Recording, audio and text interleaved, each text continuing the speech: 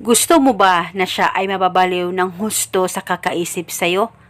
Malayo o malapit man kayo sa isa't isa? At ikaw lamang ang pagkakaisipin niya sa lahat ng oras?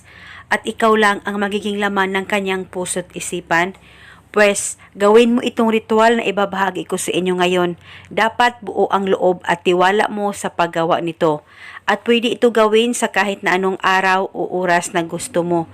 Pwede ito gawin bago ka matulog o di kaya pagkagising mo sa umaga o sa kahit na anong oras na gusto mo ay pwede mong gawin itong ritual as long as naniniwala kayo sa mga ganitong pamamaraan. Ang gagawin mo lamang, maghanda ka ng isang buo ng dahon ng laurel. Kahit hindi masyadong buo, kahit may kaunting punit, ay pwede pa rin gamitin ito.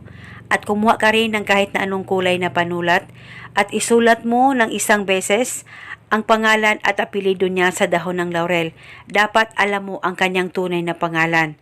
At pagkatapos mo nang masulat ito, hawakan mo ang dahon ng laurel, ilapit ito sa bunganga mo at ibulong mo ang spell na ito.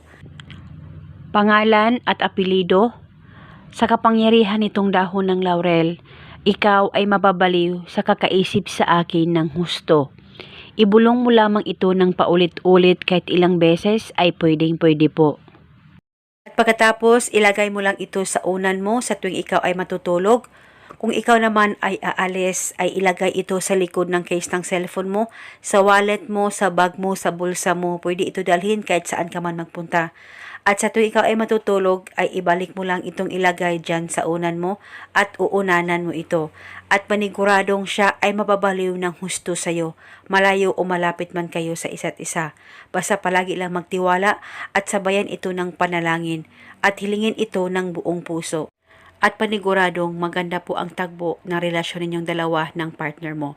At eto muna sa ngayon, maraming salamat po sa panunood. May God bless.